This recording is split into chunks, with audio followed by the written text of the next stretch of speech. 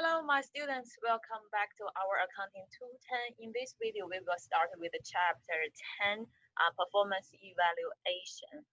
So the purpose of this video is, first, I want to let you know that start preparing for your exam because, we will have our exam too actually within a month. You may think, oh, it's still like 20 some days, but don't wait until the last minute because we talk about chapter 10 now, and then chapter 11, and then chapter 12. So that's all.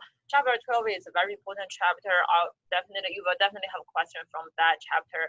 I don't want you to wait until last minute to go through that chapter and the previous chapter. So my suggestion is make sure you know all the chapters before chapter 12.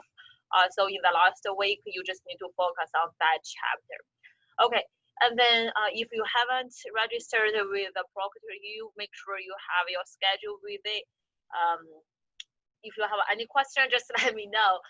Okay, the second purpose is I want to show you kind of how to use this OneNote. I'm still learning how to use our technology for online teaching, and then thank you for all the good feedback and then your patience. So I think the OneNote is a good tool. I can use my pen, as you can see, to write notes. If you have any question to open my note, just let me know. The way it works, as I said last time, is like your notebook actually. So for each section, I use the chapter as the section. This is the section. We started with chapter 9 and then chapter 10. And then for each page, I started kind of with the learning objective. So I share the link with you. You should be able to open it if you have the SIUE email. So you can see the original handout either from the Word file or PDF file. You just click it. It will open the PDF file. I believe it will open. Where is it? It will open the PDF file also for you. Okay, so you can see it. And then I also post the completed handout to the Blackboard. When you view it, you can make it larger, smaller. It all depends on you. And then you can minimize this part, or you can make it showing the full name, or just minimize it and then larger, smaller, whatever you want to do. I know you are all smart and good at technology. Teach me some good tips for my online teaching and online learning. Okay, so the last thing is actually the main purpose is we start talking about chapter 10, performance evaluation. So what's the meaning of performance evaluation? Basically, think about yourself as the CEO, as the boss, right? How will you evaluate your employee? As a professor, how do you evaluate your students, right? So how do we evaluate the performance? That's it. How do we evaluate different ways? In this chapter, we basically will learn 3 different methods, honestly. So you can see there are 6 learning objectives. You don't need to worry about learning objective 4. We don't talk about transfer price. But the first learning objective give you some general idea. So I would say read the textbook by yourself, kind of. And then learning objective 2 and learning objective 5, I think they are kind of connected, and it's also related with chapter 11. So as I said, chapter 9, chapter 10, chapter 11, those 3 chapters are connected. So make sure you have a good understanding on chapter 9, 10, and 11. Chapter 12 is a separate chapter. It's very important. So if you have any concern with chapter 10 now, I would say don't cry, don't panic.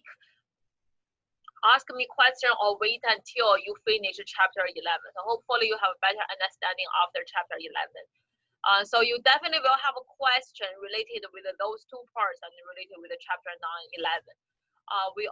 So this is one method you will evaluate your employee. We call it variance. Kind of you compare the employee, the performance with itself, right?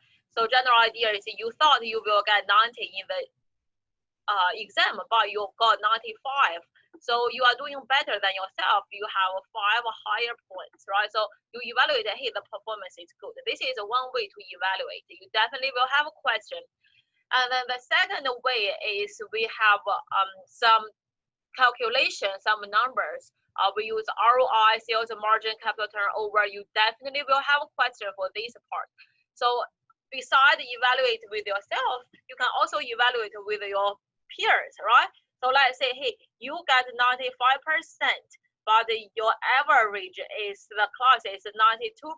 Hey, you are doing better than the other competitors. So this is another way to evaluate employee, right? So the third way to evaluate is we want to focus on balanced scorecard. It's non-financial factors. So let's say, hey, you got 95.